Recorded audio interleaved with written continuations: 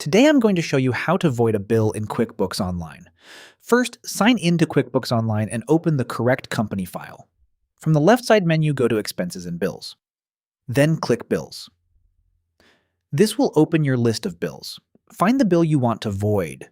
You can use the search bar, filters, or sort by vendor, date, or amount to find it faster.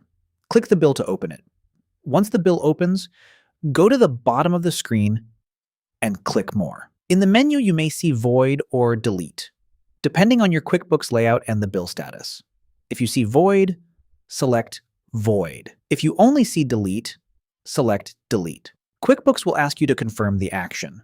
Review the bill one more time to make sure it's the correct one, then click Yes or Confirm. QuickBooks will remove or void the bill so it no longer affects your open bills and accounts payable. And that's how to void a bill in QuickBooks Online in 2026.